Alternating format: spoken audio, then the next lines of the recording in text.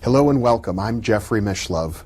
Today we will be exploring human encounters with aliens. This is part one of a two-part series with Dr. John Mack, a professor of psychiatry at Harvard University's Cambridge Hospital. Dr. Mack is a Pulitzer Prize-winning author of a book titled A Prince of Our Disorder, which is a biography of T.E. Lawrence, Lawrence of Arabia. And he is also the author of Abduction, Human Encounters with Aliens. Welcome, John. Good to be here, Jeff. It's a pleasure to be with you. You know, traditionally in psychiatry, if a patient were to come to you and report that they'd had contact with alien creatures, it would be almost automatically assumed, I think, that this person is likely to be psychotic. That was my initial reaction when I first heard about this type of case. A colleague of mine, a woman psychologist, asked me would I like to meet with Bud Hopkins. This was the fall of 1989, and I said, "Who's he?" which showed how little I knew about this subject at that time. And she said, "Oh, he's an artist in New York who works with people who report being taken by alien beings into spacecraft." And I said, "Oh, he must be mad if he takes that seriously. This must be some new form of mental illness." She said, "No, it's very serious. Do you want to meet him?"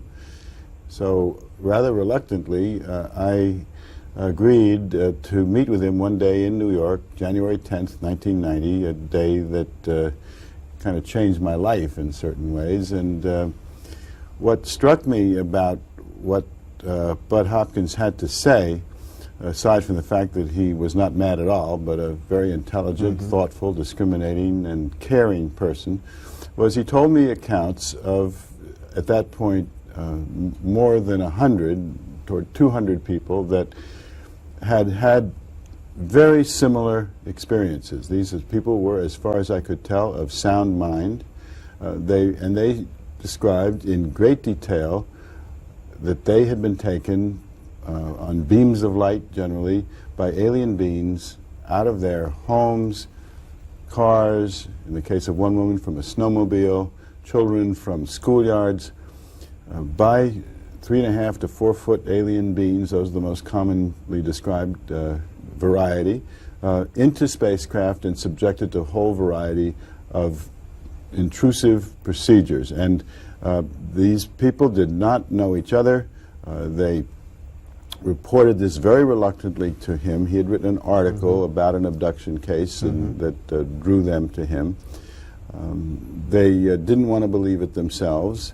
And as far as I could tell, and this has become clearly established, having now worked with 90 such people, there was no apparent psychiatric illness that could account for this. And the details, in spite of what people say, there's a lot about this in the media, they may have picked it up, these are not people that had been particularly exposed to media accounts. In any case, they were reporting many, many details that were not in the media, but were consistent among the people that I've worked with. Now, what you've just said obviously raises many, many questions, and I'm bubbling with questions to ask you. But the first one that I want to come back to, you use the word spacecraft. How would they or you know that what they saw was actually a spacecraft? Often the person has not actually seen the spacecraft, but often they have. A number of these cases, when they're floated through the wall of their home, through the window, through the door. Again, this so many of the details of these experiences make no sense in our kind of the Newtonian, Cartesian, Western, whatever you want to call it, notions of reality, and yet the stories are consistently described with again, the self-critical attitude that the people have, and they may see a typical unidentified flying object, a saucer-shaped or cigar-shaped vehicle on the ground of their home, emanating bright lights, or they may be taken by a small craft up into the sky to a kind of mothership, which they see very clearly. So many of them actually see the UFOs that and the insides are so uniformly described with rounded, curved walls and complicated instrument panels that it's become clear that it's some kind of craft in the sky, which they would naturally call a spacecraft. I think people would naturally draw that inference, but to me it's still an inference. I think you might agree, we don't really know exactly what these things are. I mean, fair enough. I mean, you could have, as we do have, very... I mean, this gets really into the way of how we know anything, but Yes. or our use of language, but we call something which is seen in the sky and which seems to be moving from one place to another, we call it a spacecraft. Now, again, this has to do with where our own technology has come to. It could be created as a virtual reality and is similar, appears similar to what we already know as airplane or a certain type of aerospace vehicle, so we call it a spacecraft. But again, you know, if you want to get down to the very core of the way language structures reality for us, you could even question whether they're spacecraft. Isn't it the case that you've described in your book cases that were reported, let's say, 100 years ago, back in the 19th century, of people who talked about airships? Well, the articles there are by Jerome Clark, who's been a student of the UFO phenomena for many years, and he went back and looked into the newspaper accounts of the airship craze of the last decade of the 19th century, and many of those vehicles would look kind of like balloons or looked like the technology of the time, but he went further than that.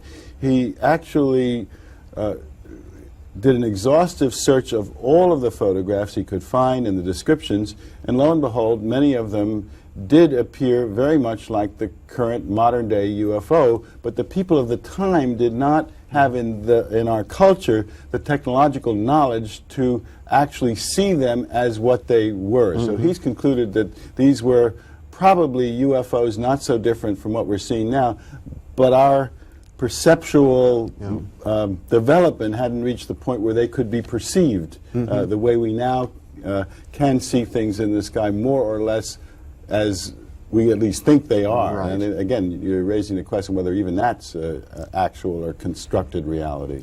Well, we could take this in so many different directions. Let's go back further into the past, because the accounts don't just begin even in the 19th century, do they? Well, again, if you go back into the early times, you know, Ezekiel's wheel, which is now many ufologists think that was a UFO, or chariots seen in the sky, or you go back to the ferries that kidnapped people in Ireland and other countries.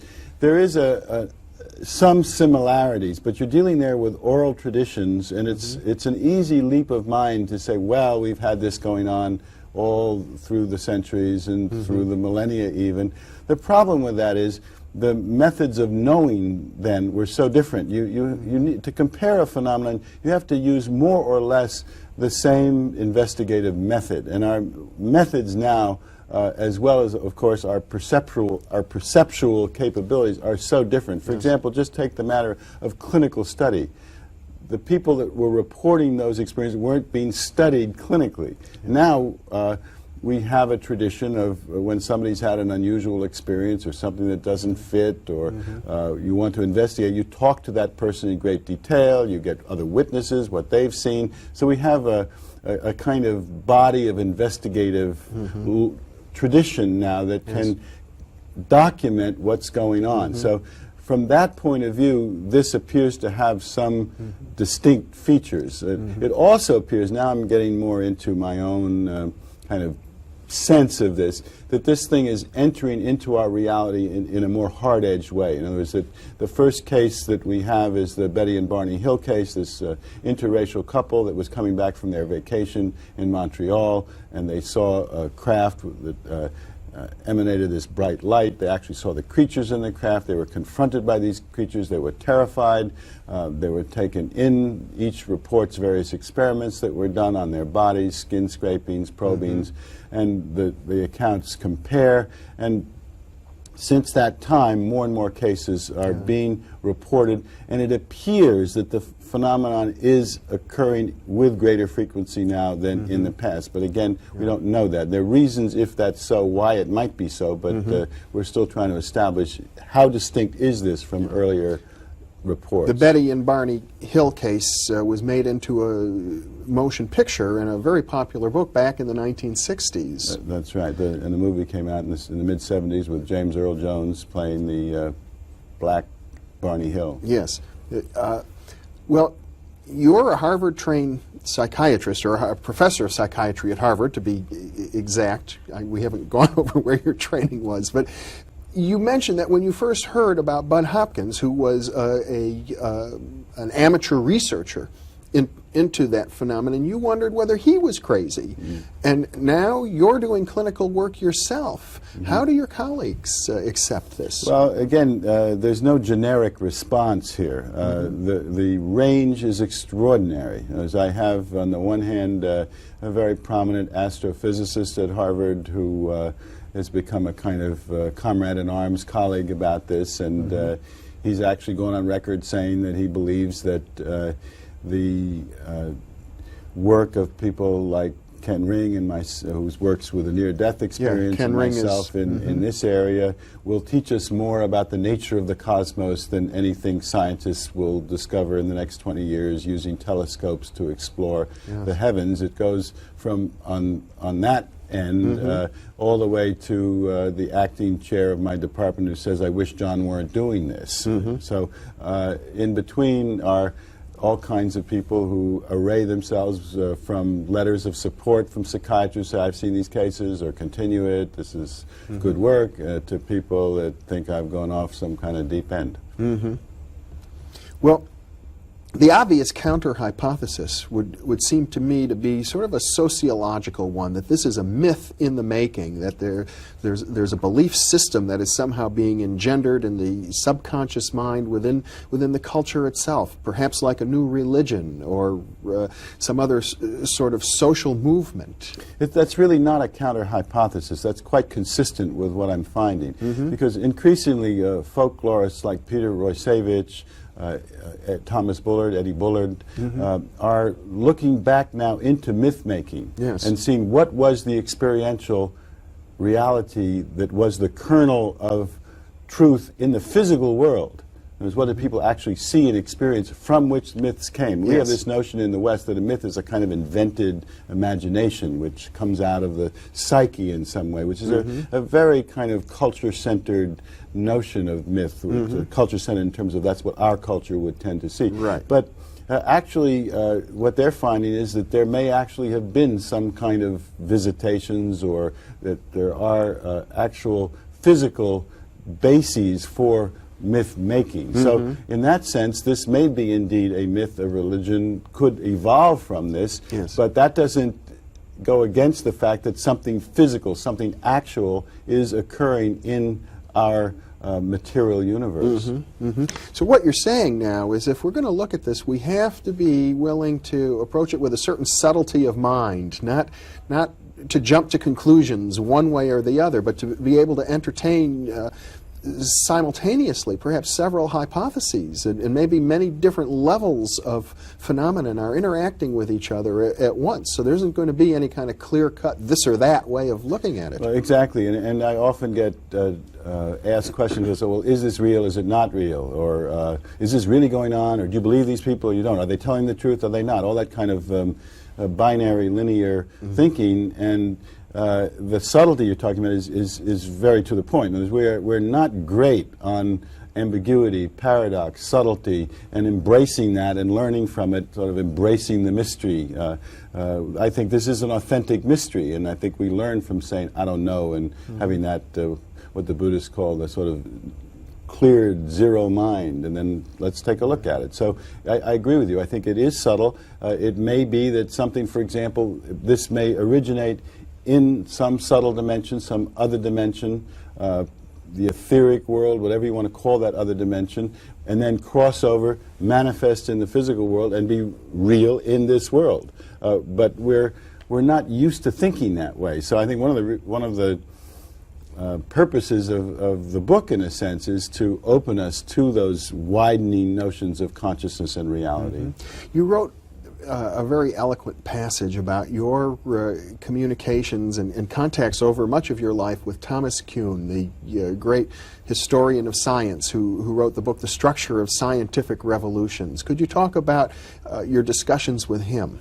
Well, I was lucky to have known Tom Kuhn since I was a child. His parents and mine were friends, and I used to spend time with him in New York at Christmas time, and so it was a natural thing to look him up in Cambridge. He has been at MIT, and so when we have had some really interesting conversations. When I started with him, I said, Tom, he's the person that originated this term paradigm or paradigm change, which has become such a cliche, but is sort of indispensable in a way for looking at how ideas grow and develop and shift. And I said, Tom, I think I've got one here. In other words, something I don't think I can understand within the framework of reality in which I personally was raised. In other words, this doesn't fit. In other words, I was raised in a very materialist not in the sense of property acquisition, but in the sense of all that's really true, all that's real is the physical world, and everything else belongs to the subjective, the spiritual, what you study in departments of anthropology or psychology of religion or abnormal psychology. But here is something which seems to cross over from where it ought to be in the spirit subjective world and seems to show up in the objective world. And I didn't know what to do with that. So I told him about this, and he gave me two pieces of advice. He said, don't worry about science, because science has become a new religion in this culture, and what science means is a religion that restricts reality to that which can be measured and observed with the senses. And if you're going to talk about knowing beyond that, you need to have an expanded way of knowing. That's one piece of advice. The other piece of advice was watch out for language, because language will trap you in structures of reality. So look out for certain dualisms, like exists, doesn't exist, real, unreal, inside, outside, happened, didn't happen, because they will immediately polarize the debate. So what he suggested was just collect raw information and put aside your language categories as much as you can. Now, we can't do that completely. I mean, we're all creatures of the culture in which we're raised, but I try as best I can to suspend all those categories and stay with what we were talking about earlier, which is the ambiguity, the paradox, the uncertainty, and that's what I've done. In other words, the book is filled with paradox, filled with uncertainty, filled with on the one hand, on the other hand, but that isn't necessarily getting received that way. I can't say, yes, this is in our reality or it's in this other reality. I don't know where it is. Something is powerful here. Something extraordinary is happening to these people, and they are of sound mind, and they don't believe it. It shatters their notions of reality, and yet it is occurring to them in ways that I can't account for as a psychiatrist any other way now, but that what they say is occurring. Something like that is happening. That's and in fact, you know, with all the sort of alternative hypotheses that have been thrown at me, usually by people who have never really sat down and worked with this population, neither I nor anyone in the field, and I always say this because I want to hear it, and it still hasn't happened, not a single abduction case has revealed behind it any other explanation. In other words, that people examine, try to break down their stories, cross-examine them, look into child abuse, look into some kind of other trauma. Never has a case revealed anything other than what it is. The reverse is true. Many people have come to therapists, including myself, with the idea that they are, because there is a strong reproductive sexual traumatic element in the stories, have come to people like me saying, well, maybe this is incest, or maybe I was abused as a child, and then we look into that and nothing happens. I mean, it doesn't work, and I haven't done this, but some therapists will actually bring in the families and cross-examine them and cause terrible trouble to families by exploring that, and nothing has ever panned out. But at some point, in several cases, the person will remember, with or without a relaxation or hypnosis approach, they will actually see a UFO in memory, or the little beings coming out of the UFO, and I'm thinking of one particular case, and then they will become, for the first time, deeply affected, and the emotions will return. So we have those kind of cases where something that is explored as something familiar, traditional, sexual abuse, rape, whatever, reveals the abduction story behind it, but not the other way around. Now, the issue of memory itself has become increasingly controversial. When these people are reporting their memories to you, what tools do you have to know whether how much weight you can give to a memory as being an actual memory as opposed to being some sort of a fantasy?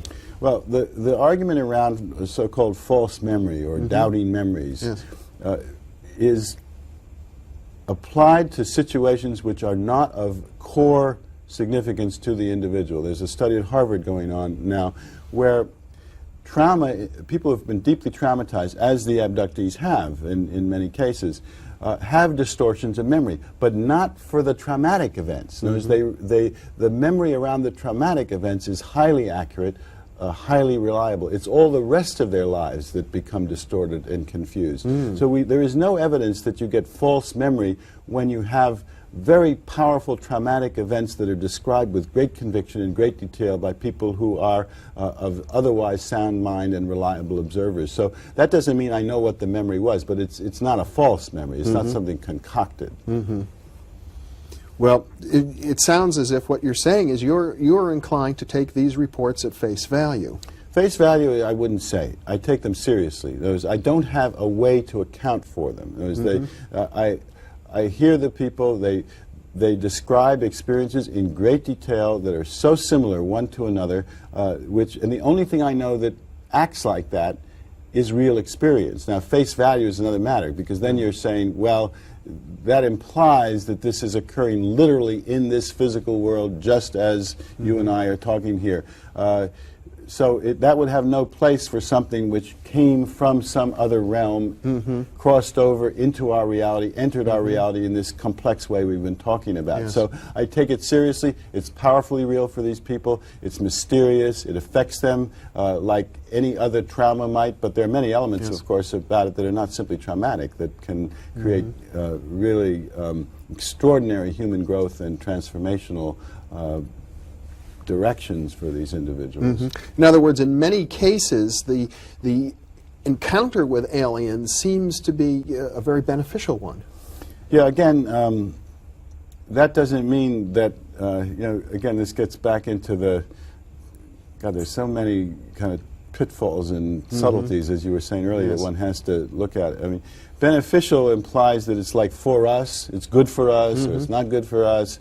I don't look at it in those terms. I think one has to step back and sort of look at a larger framework. It may not, it may be that whatever the intelligence at work here is, and again, these are all language words. As soon as you say the word intelligence, you're already saying something. You know, whatever the principle at work here. Well, I know in some of the cases you've reported, the patients regarded the aliens as mentors to them. That can happen, but it may be that that whatever the principle at work here, it's not particularly mainly interested in us. It may, for example, and this is consistent with a lot of the data, regard us as a kind of cancer on the planet. You know, sort of a search and destroy species, which mows down with bulldozers everything it comes and it tears the earth apart for resources and markets, and is a blight on that's possible. It may be looking at us that way and saying, "Oh,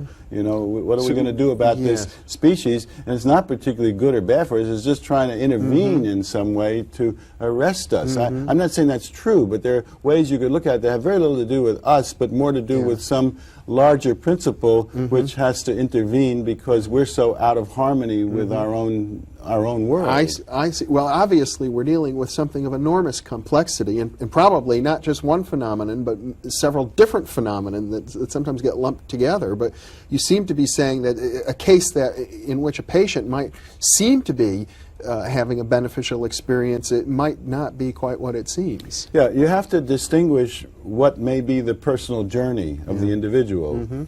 First traumatic, then they acknowledge the experience, and then they grow and they experience a wider sense of identity and reality, and because they see that we're not alone, they see that there are other beings, other entities, intelligences, whatever you want to call it, that exist, that they have a relationship with, which may be a very profound, even spiritual connection. That may be their personal journey, but that may not be what this is about if one is to look at it from step back and say, what is this all about from a sort of, I don't know if it's possible to have a cosmic perspective. We're not very good at that, but we don't know what it's about. We only know what the aliens may say to people and how they grow or are traumatized by the experience. But that doesn't tell you what it is about necessarily. Well, I know in the fiction of writers like Kurt Vonnegut, you get some interesting cases where humans feel very touched by alien intervention that seems very personal, and later on you learn in the story that, you know, the object of the aliens was something totally removed from what anything that was suspected by the humans. Yeah, it could be that all of this about we don't mean to harm you, and we're trying to help your planet survive, and we're connecting